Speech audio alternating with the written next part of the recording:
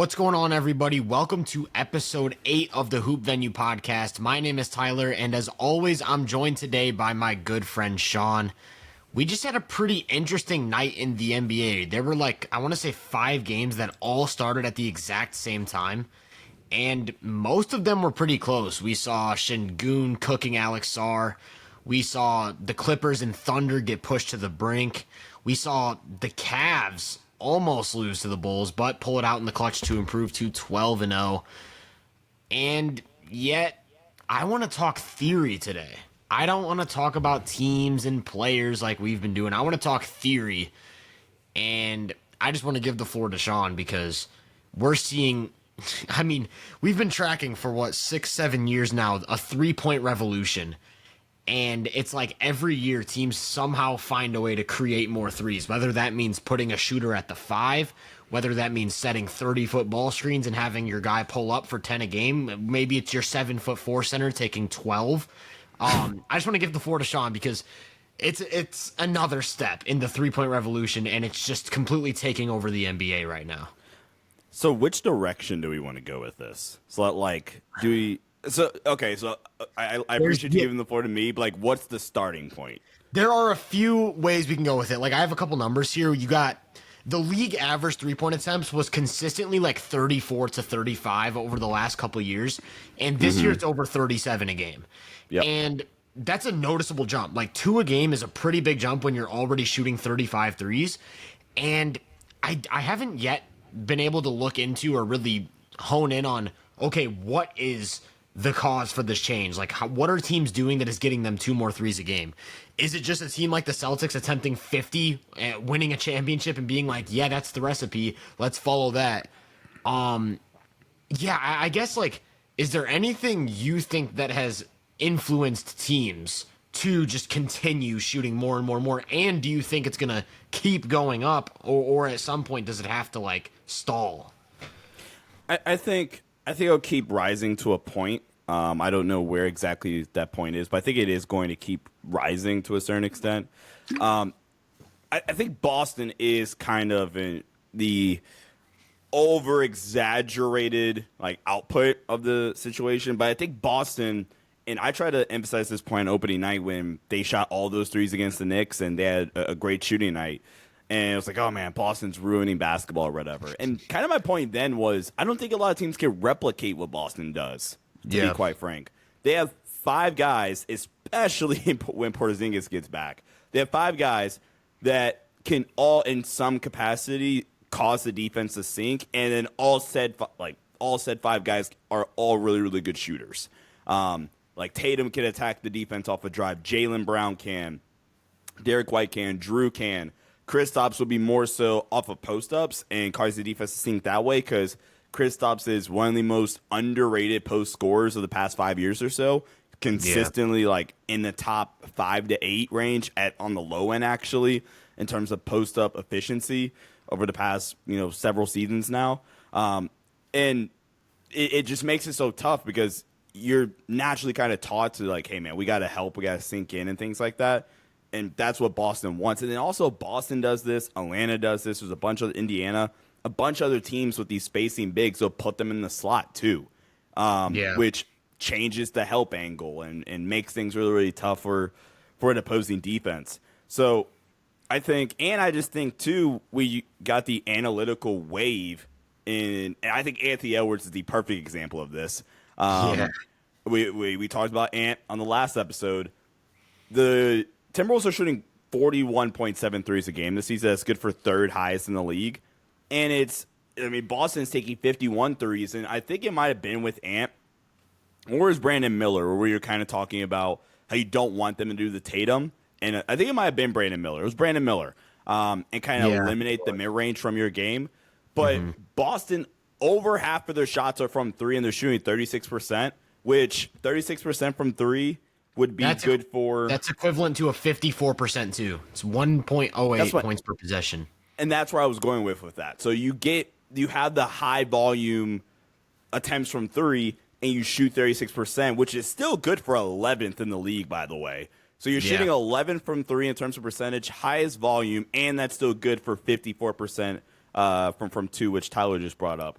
So I think it's a combination of a couple of different things. The analytic wave, and I do think teams are building out their rosters a little bit differently. And like philosophically, what's maybe not the number one thing, but what's probably somewhere in the top 3 of things when we look at a draft prospect that we're looking for? Top 3 things. I mean, shooting is probably number one. Shooting is one of the, sure. Okay. I was going to say maybe depending on position, you might look at rim protection or defense or decision making. But shooting's in the top 3. Yeah. So we're looking for more players that can shoot. Offensive schemes are changing a little bit more in terms of the positioning on the floor and what they're prioritizing. And then analytics. Those are probably the 3 biggest reasons, I think. And I think that's a good place to start. Yeah, and I'm glad you brought up like teams being able to replicate what the Celtics can do, because it brings me back to the Warriors. Like, I think people forget that the 3-point revolution was starting well before the Warriors, and it was like a steady increase. You had like a team like the Pace and Space Suns, 7 seconds or less, that started to emphasize the 3-ball. Then you had like a more extreme example with the Dwight Howard Magic running the 4-out, 1-in. And they were getting just a ton of corner threes, spot up threes off of Dwight's post ups. Mm-hmm. And then you, of course, had Daryl Morey after getting James Harden and that Rockets team. Like, they were shooting threes.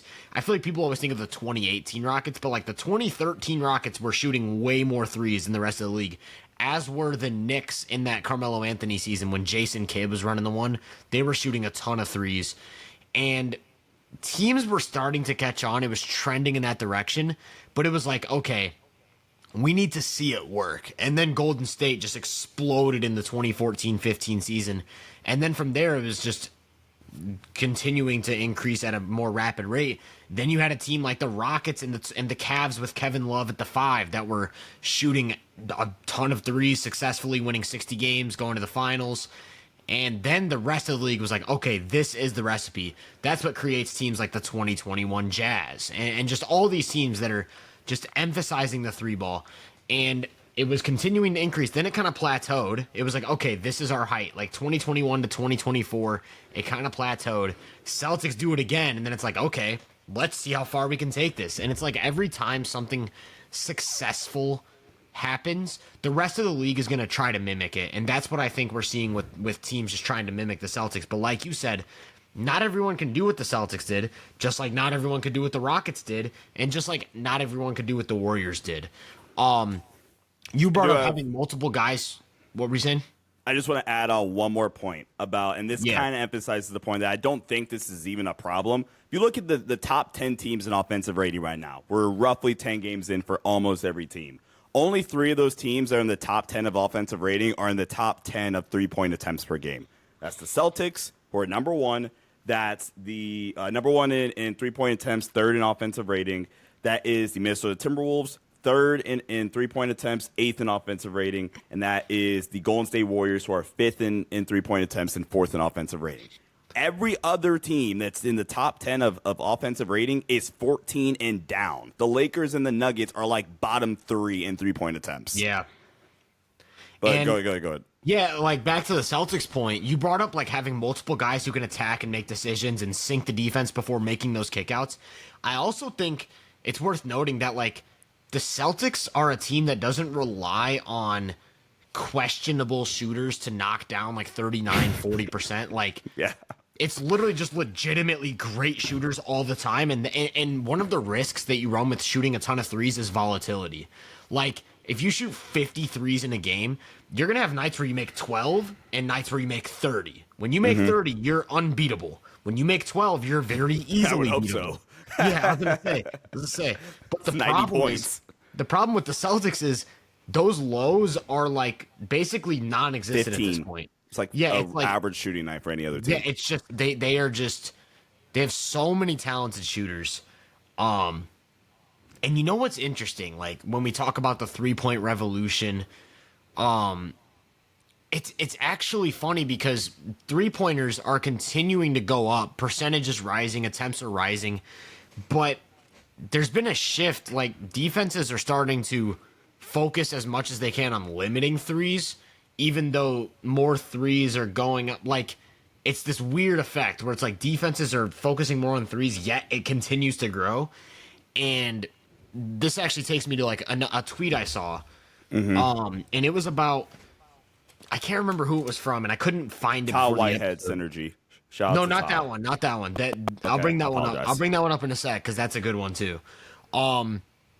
It was just from an anonymous account. Like I can't remember, but it was about Mike Budenholzer and how he's. I know what usually, you're talking about. Yes, he's usually ahead of the league in trends, is what the tweet was, and it was like if you look at his coaching history, like he does things Yep, I before the found it. rest of the league does them, and one thing was like, okay, if you remember the Bucks during their championship contending years, they were Gave up always so a many defense. threes. Yeah, they were always a defense that focused on packing the paint and giving up corner threes to weak shooters. But in the very last year that Bud was there, so 2023, there was I a just sent it to you. complete shift in approach, and they were like third or fourth in the least amount of 3-pointers allowed. Yep. As opposed to like 28, 29. And that was like just a material shift in coaching. Like they completely changed their strategy. And now we're seeing that exact same thing with Phoenix. This brings me to the crumpled jumper, Todd Whitehead tweet. Great follow. He put together a graphic of the teams that shoot the most open threes as opposed to how many open threes they give other teams. And the Suns were like far and away the best in the league at that. They were like, I want to say, I know they were first in terms of Top open right. threes. They Yep. were first in open threes, and I think they were like second or third in least amount of open threes allowed. So just complete mastery of that. Like getting your team open threes, limiting open threes for the other team. And it had them sitting, 9-1 before the KD injury. Some other teams that are in that top right area are the Cavs, Cleveland. the Thunder, Timberwolves, Celtics, Warriors. Also the Bucks. And I think that's interesting. I think that's something to track because every other team in that kind of realm has been really, really good. And the Bucks are 2-8. So Yeah. something interesting to track going forward is like, is their approach kind of good? Just maybe they're getting unlucky right now. I don't know. But yeah, like it's gotta be a balance. Like you still need to focus on protecting the paint because more space makes it easier to cut, drive, attack a tilted defense, whatever the case may be. And it doesn't just mean like if you're talking about getting open threes and limiting open threes for the other team, that doesn't just mean jack up every look you see and then overzealously close out on every other shooter for other teams. Like it has to be meticulous, attention to detail. It matters who's shooting on both sides of the ball. And I want to basically just ask you, like, not necessarily like what personnel it takes to execute this type of defense, but like what do you think defenses can continue to do moving forward to limit 3-point attempts for other teams without just like sacrificing the paint? Without just sacrificing the paint, that's a really, really good question. Because immediately where my mind went to is kind of but the way okay, personnel wise, I think you need really, really good point of attack defense. Yeah. Because and if you go back, actually, Steve Kerr has talked about this. About the importance of a good point of attack defense. The Warriors are a little bit closer to that top right group that, like you just mentioned, they're also third in defensive rating. Yeah. Having good point of attack defense does make your job a lot easier on the back line. Right now, Golden State has the extra boost of having the smartest defensive player on the planet on that back line in case something does go wrong. But having good point of attack defense really it doesn't allow you to gain a rotation, which is that's why a lot of teams stopped hedging, or where you go back to the mid 2000s there, or even you look at like the landscape of college basketball, and even that's a little bit different because I mean I'm going to live with some college kids shooting threes, with all due respect, but even then, there's not a lot of teams that are like the Virginia Cavaliers, which is the most hedging team I think in the country, especially when Tony Bennett was there. But the reason why you see in the mid 2000s is a lot more aggressive two on the ball coverages, and now it's not the same anymore because you hedge the Steve Nash ball screen, for example. He's throwing that thing out to the corner, and eventually teams cut on like, oh crap, that's how we're giving up a lot of open threes. And I think that's one of the reasons why you're seeing a little bit more conservative, like drop defenses to limit the stuff on the weak side. And yeah, to your point, like hedges have slowly turned more into high drop. Like get to the level of the screen and then drop. And that's why like mobility is so important in these bigs now. It's not necessarily the ability to switch, but like a guy like AD who can get up to the level of the screen and still recover to get back to the paint. Yeah, absolutely. I mean, honestly, that's even how, like, if you want to bring up AD, that's how they beat the Warriors in the 22 playoffs. It wasn't there were a lot of Lakers fans on my timeline saying, oh man, we gotta put two on the ball with Steph. I'm like, dog, that's the one thing you don't do is put two on the ball with Steph. And I think it was game 2 in that series. The Lakers go to that adjustment in the second half to get blitzed. And I was like, yeah, don't do that. AD goes high drop the rest of the series, and they hold the Warriors offense to some limited performances. But you need good point of attack defense. And I do think you need a good anchor behind you, because then my thinking is if you can essentially, and this is so hard, if you can essentially keep it as 2-on-2 as possible, which is why drop, if you have the personnel, is really, really good. Because if you have a good point of attack defender, you have a really, really good like anchoring big that can play drop, have the mobility. I mean, for both of those categories, I think Caruso, Chet, perfect example, right? I was going to say, my mind went to like one of Alexander Walker, Edwards, McDaniels, and then Gobert. And Gobert. That was the recipe to an elite defense last season. Exactly. Because the reason why you need an elite point of attack defender and drop, because drop is supposed to be 2-on-2. That's the whole freaking premise of running drop. Yeah, if you have a bad point of attack defender, which causes that drop big to take a step further up, maybe they don't have the best mobility in the world. Now you pull over a weak side tag guy, and now we get those weak side corner skip threes anyway, which we don't want. I'm sorry to keep cutting you off. No, go ahead. What you just described is literally the Milwaukee Bucks. Brook Lopez has to overplay the ball, Giannis has to drop, and then the entire defense is in rotation every single time. Yes. Like, drop, I don't know if this is a hot take, but in drop, when we're playing drop coverage, the more important thing, the two most important things is, one, the point of attack defender, most important thing. You have to be able to, like, functionally navigate that screen. And then it's not necessarily the big being the rim protector. It's the big being able to play both. That's the second most important thing. Because if you're able to play both, you can keep it 2-on-2. But the problem is there's not a lot of teams that have both of those things. And that's why you look at the Thunder, number 1 defensive rating. The Magic, number 2 in defensive rating. The Warriors, number 3.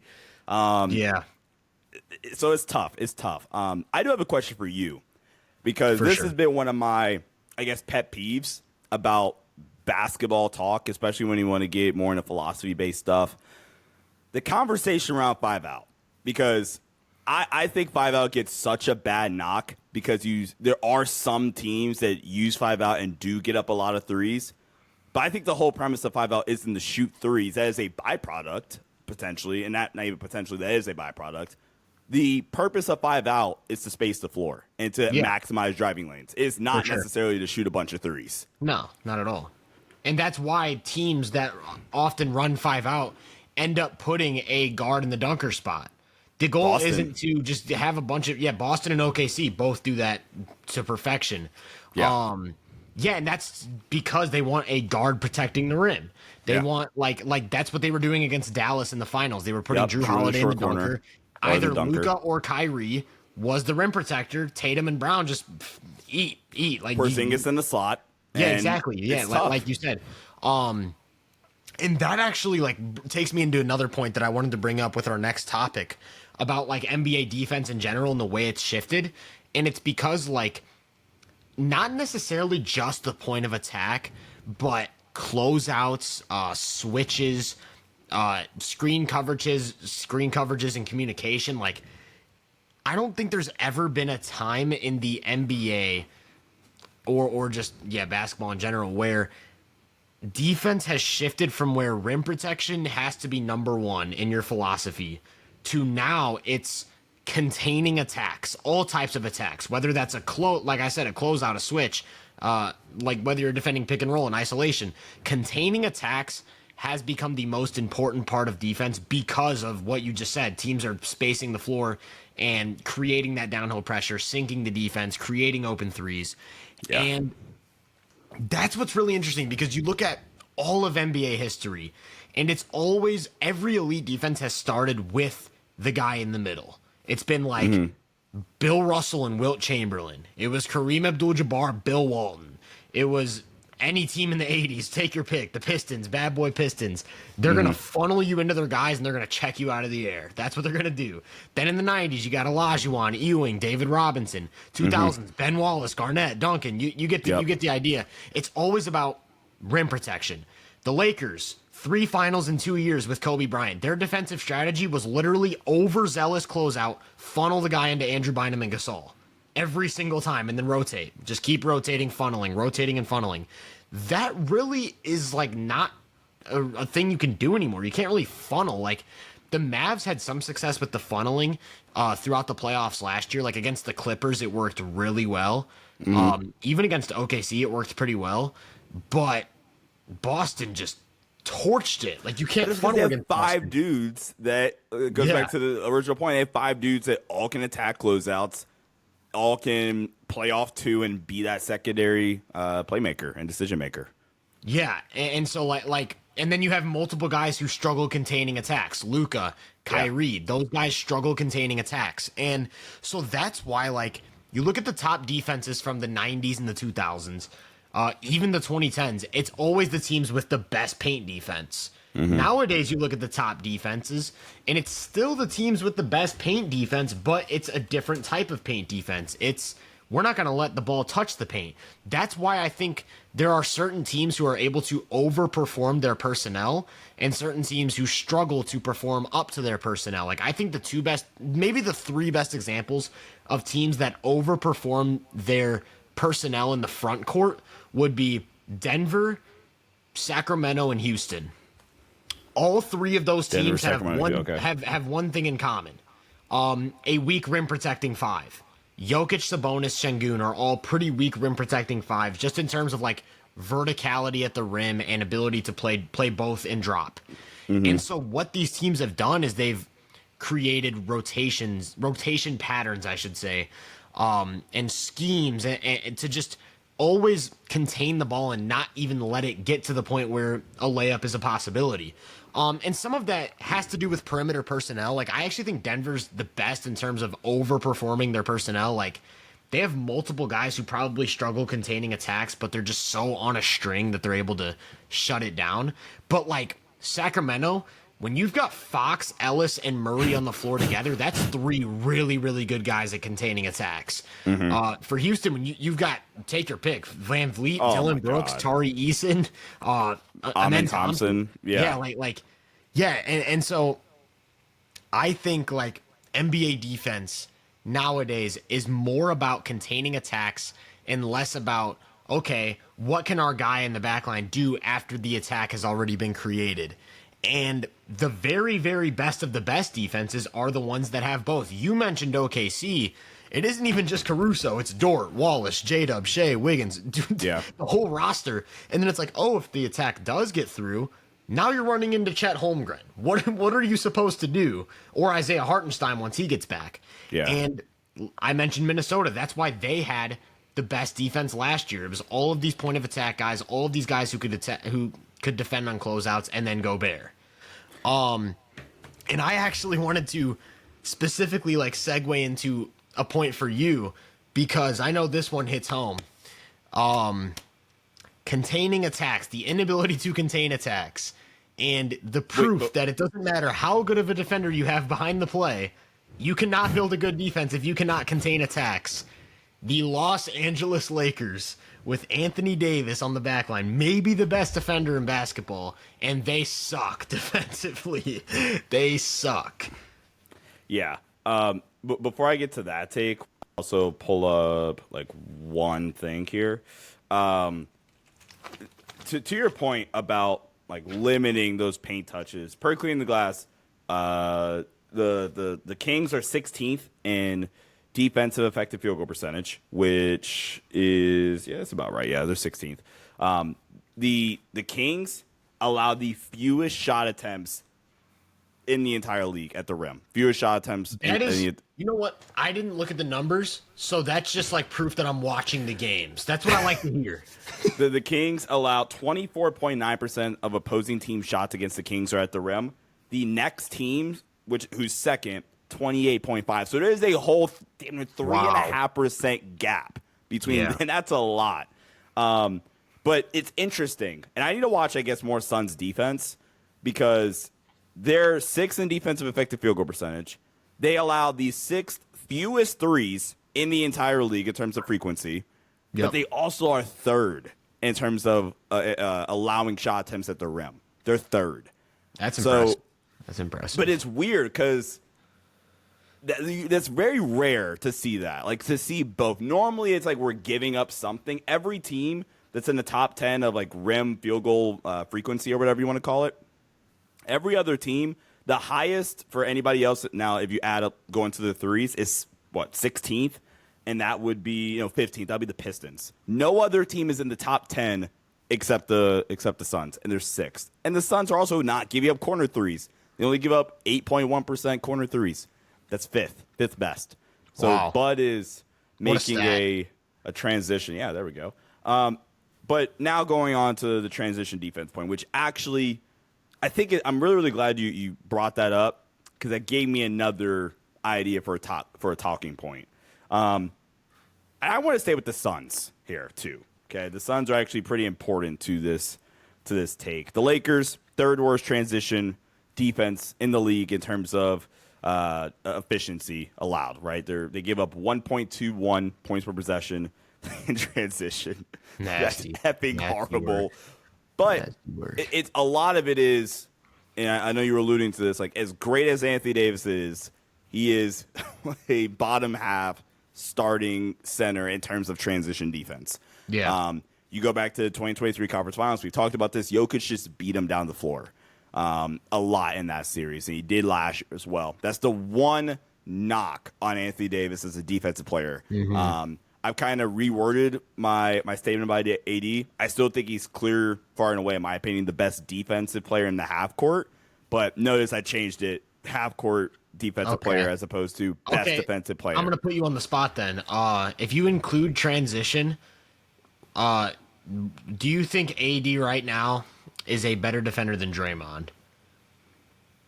No. If you include transition. Draymond's hooping. Draymond's back to peak Draymond defensively. Draymond is hooping. Also, real quick before you continue, like while we have Draymond on just on the forefront, I want to throw out another tweet that I saw from Automatic NBA. I'm sure you're familiar with the account. Yep. Warriors per possession hustle stat ranks this season. Number 1 in charges drawn, number 2 in deflections, number 2 in stocks, number 3 in contested shots, and number 3 in screen assist points.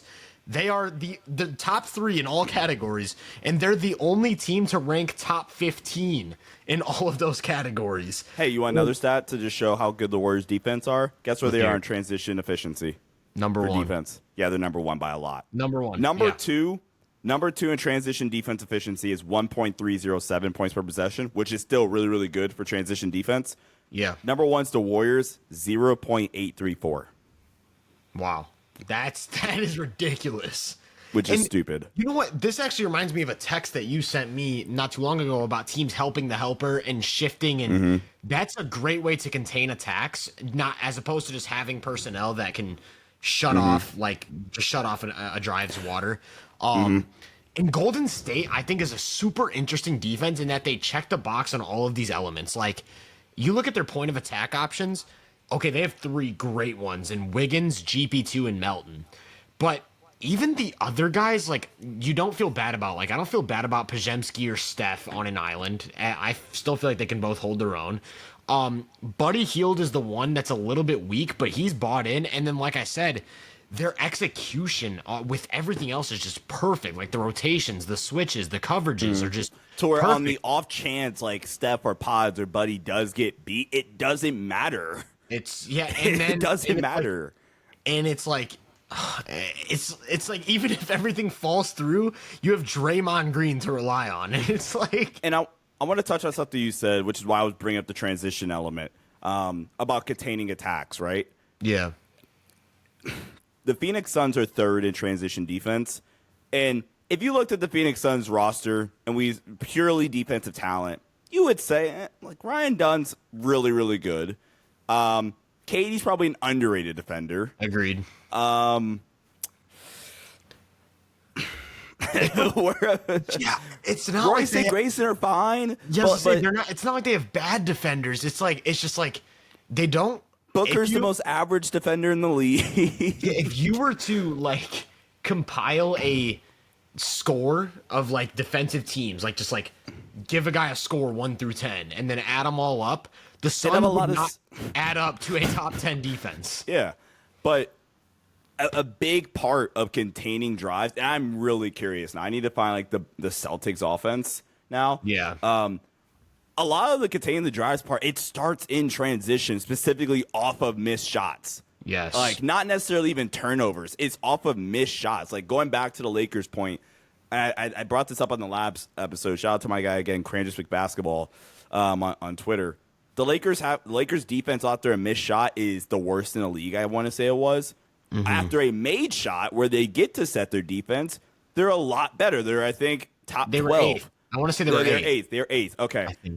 So, but that aligns with the kind of the thinking here. I think that is something that if we talk about how can defenses kind of adapt, you have to prioritize transition now. Can I ask you a question about that? Yeah. Do you, while you have the transition numbers pulled up, could you also tell me where Denver and Sacramento rank in that?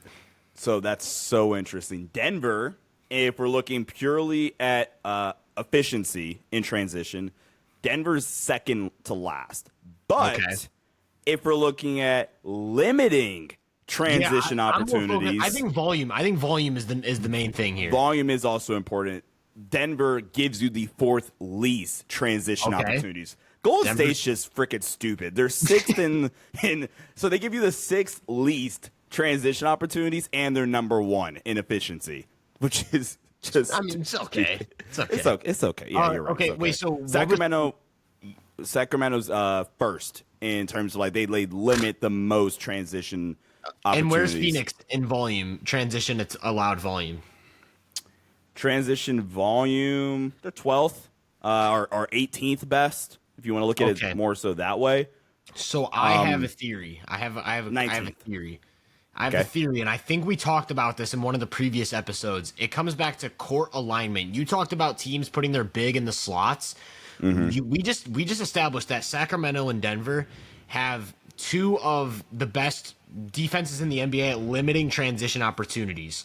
Mm-hmm. Think about how both of those teams set up the floor offensively and who they have up top. Mm-hmm.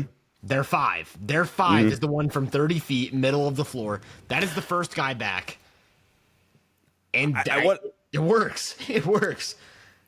Yeah, but like AD's also gotten a lot more touches, like free throw line extended this year, like free throw line and up.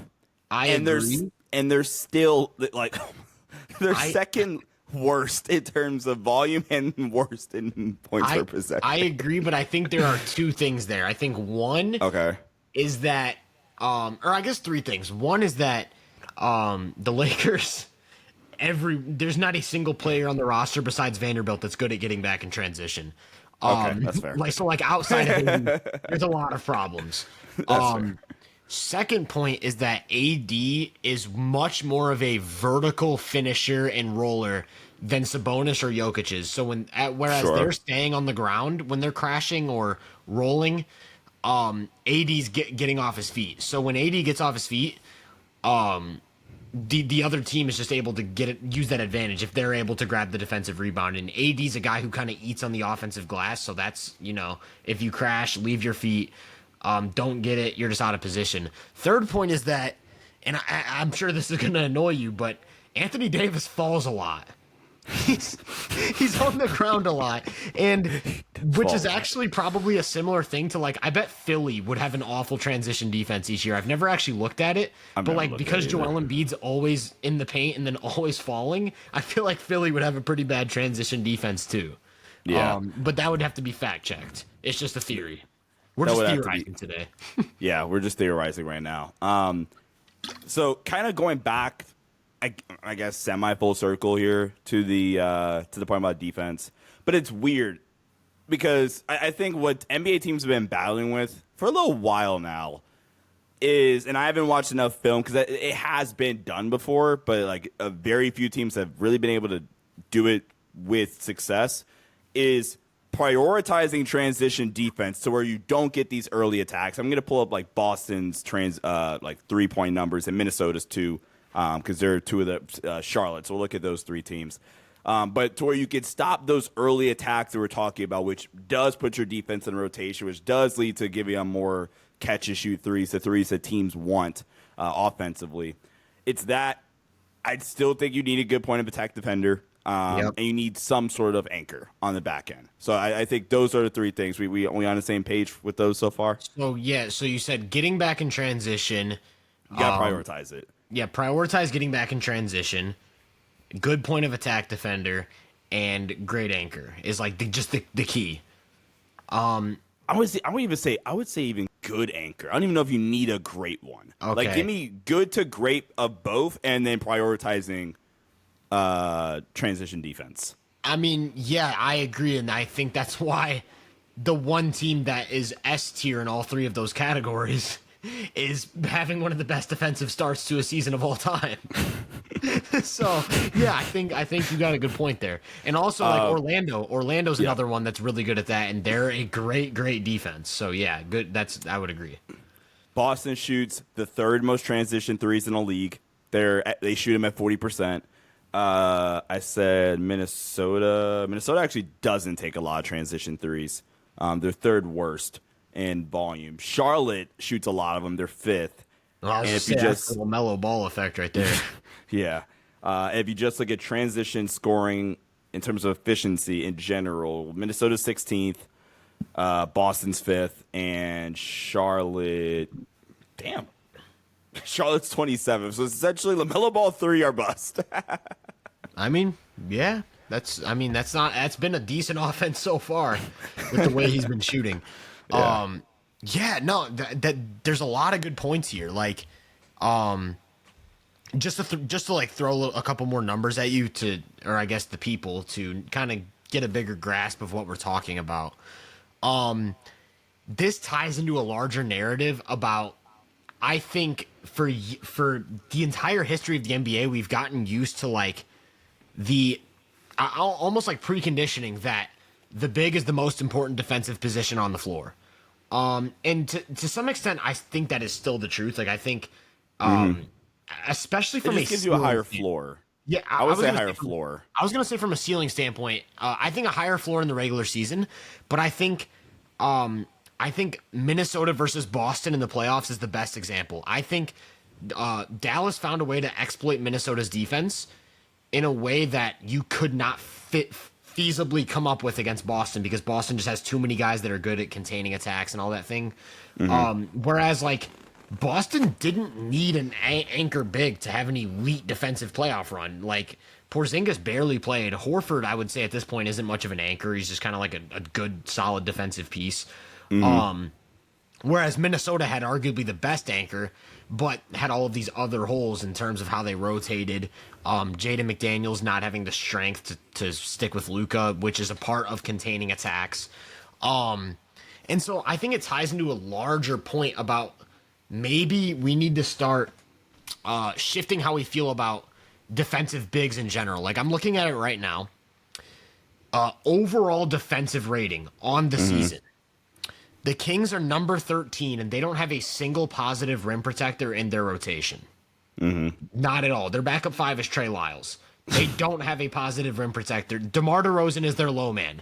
They do not have a positive rim protector. The Suns are number 11. They have a good rim protector in KD. Nurkic is maybe the worst rim protector of any 5 in the league. and they're the number 11 defense. The Pistons are number 14. I don't think we need to get into to the Jalen Duren conversation. And then we mentioned the Lakers. They're number 25 in defensive rating with Anthony Davis. And I'd also throw LeBron in there as like an elite backline guy, just in terms of like knowing where and when to be, communication and things like that. And to me, the biggest one to hammer this point home is Milwaukee. Like, they have Lopez at this point is still a very, very good rim protector. He's very slow footed, but like just in terms of just presence at the rim, he's great. Giannis is still just a crazy backline force, but they cannot contain attacks at basically any position. And they have the number 23 defense, despite having two of probably the top 10 or so best rim protectors in the league. And I just feel like we're seeing more and more like if this exact landscape of rosters was built in 2007, like the Lakers and Bucks would probably be two of the better defenses in the league. But because teams have emphasized pace, space, getting multiple guys on the floor who can shoot, dribble, pass, we're seeing a shift in that defense no longer, to me, starts with the rim protector, and now it starts with the first line. How can we contain attacks, and we'll go from there. So I think we have to talk about this at some point, considering this has probably been one of the bigger shifts in how defenses operate over the past decade or so. And I'm going to definitely want to get your thoughts and ask you a question about it. But this is not turning into oh, my God, the Boston Celtics and OKC Thunder.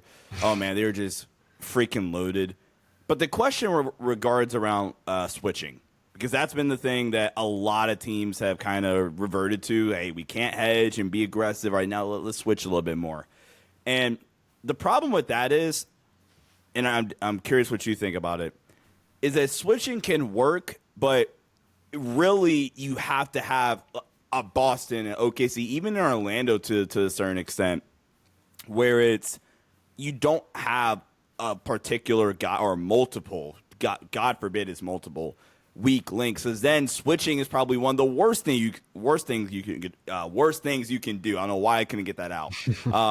Because then you just give the offense what they want anyway, because then that guy can't contain a drive. So I don't know why first team that popped in my head is the Mavericks. If you switch out Luka and it is a lackadaisical Luka game in particular, right, then it just opens up the floodgates. Now, Dallas did at times throughout the playoffs do really, really good job with their peel switching, where they'll have Luka switch, the drive happens, so he'll peel them off, and it'll be like PJ Washington guarding the low man, and he'll peel off, and they'll execute. But there's still ways to even attack that, right? Yeah. So the switching, it's also a very personnel-based thing. If you got the personnel, it can really work, and that's another way you can kind of negate advantages, because then in a perfect world, you could just play one-on-one and force them to settle with bad shots. But I'm curious what your thoughts are.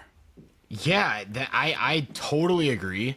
And I just wanted to throw out there that tonight, Jalen Williams started at the 5 for OKC. So we're seeing like the switching final boss right now of the OKC Thunder without a center.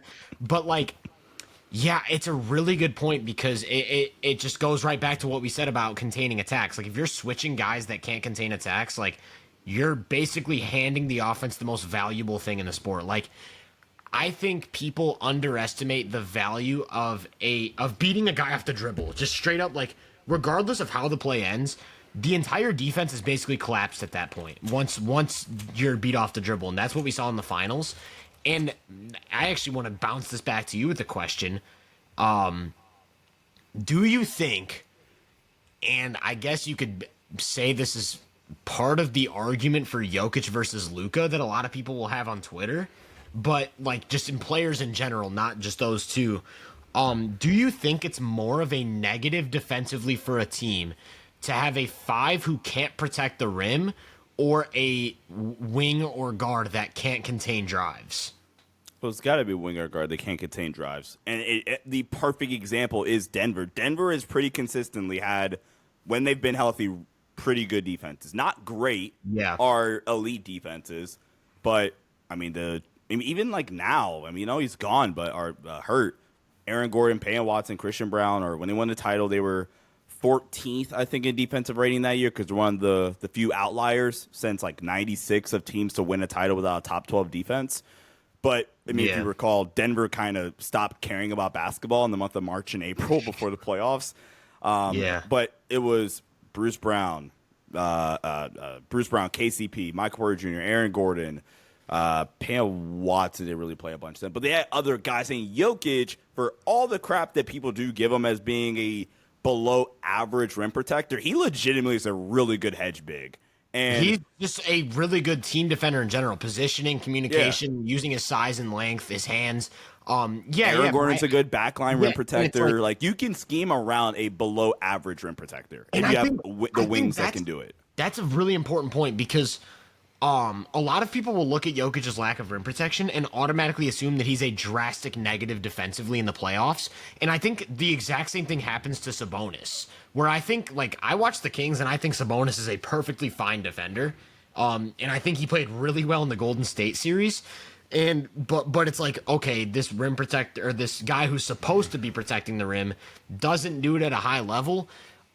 Maybe like he's just a bad defender. And I totally disagree with that notion. So I'm with you. I think it's more important to have a guy who can contain attack or contain drives than it is to have a rim protecting big.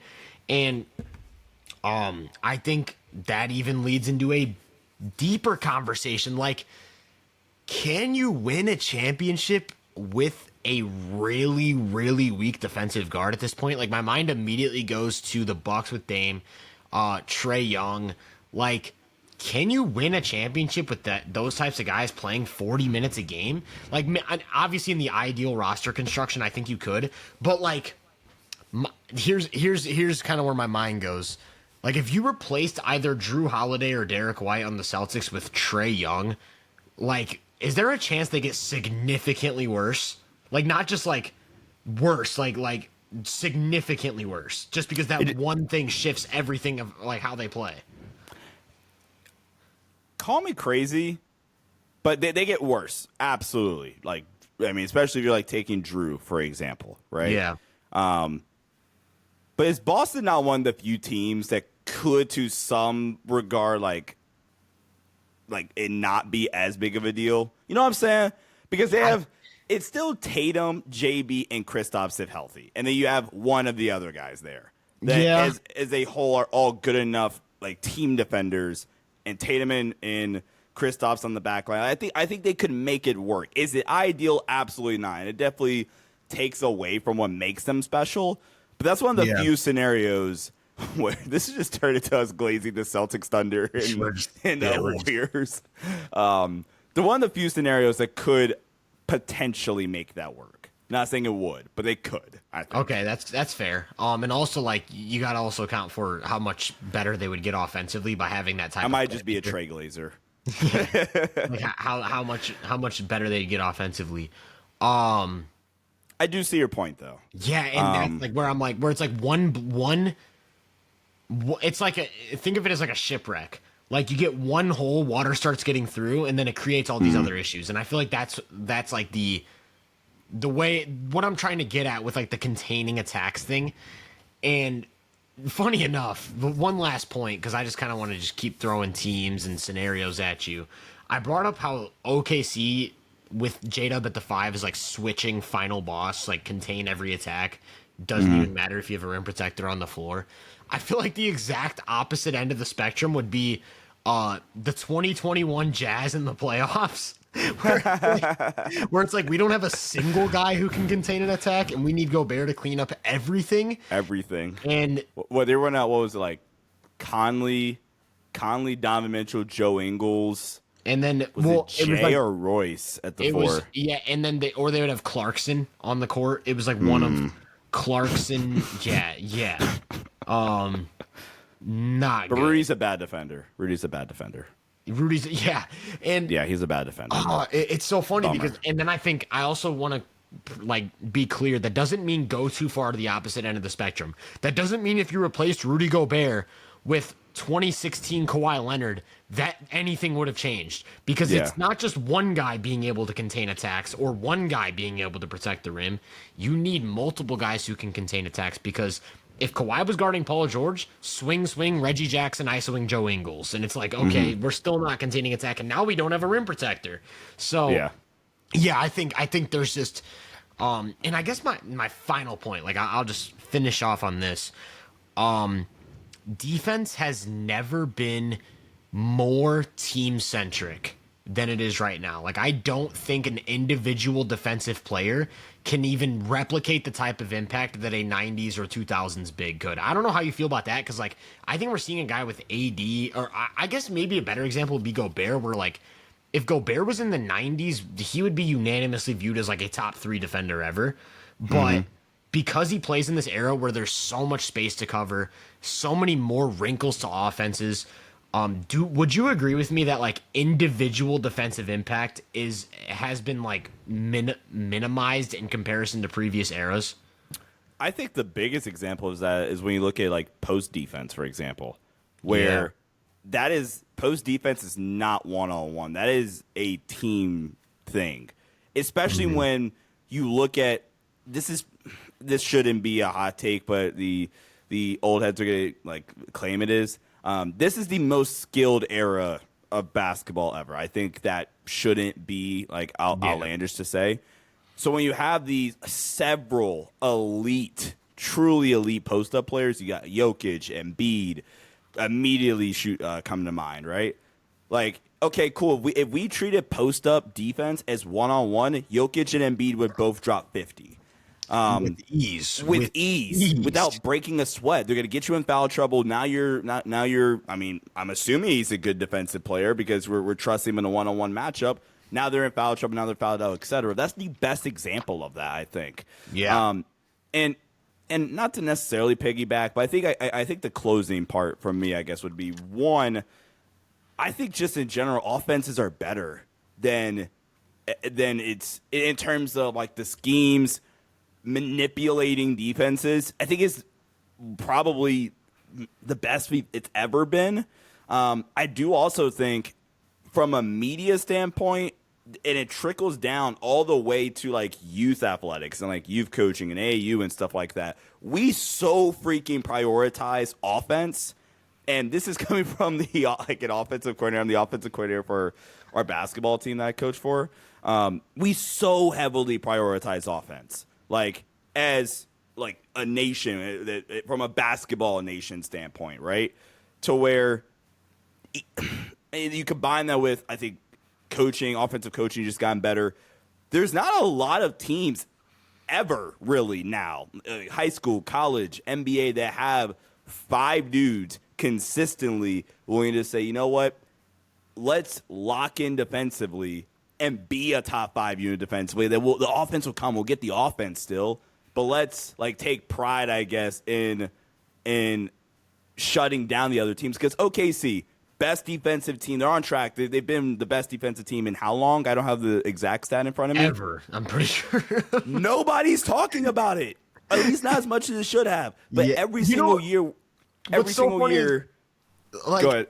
I was going to say, what's so funny is, like, one of the major talking points has been, well, OKC's offense hasn't been as good as last year. Shea hasn't been as good as last year. Every single year there's a team. Like, it was the Pacers last year, the Mavs the year before that, whatever. Every single year there's this team that has this insane offensive start. Oh, man, this is the best offensive team ever in terms of offensive rating, yada, yada, yada. They're playing so fast.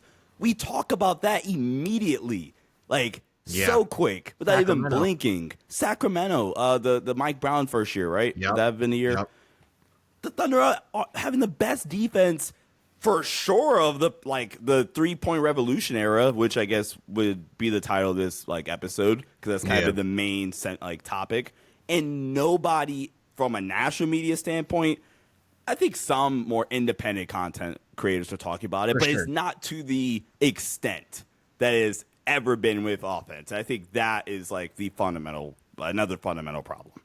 Yeah, no, I totally agree. And I know I said I made my final point, but I would just like to, I know you want to hear this, and I know there are definitely some people listening that want to hear this, like my guy Eli.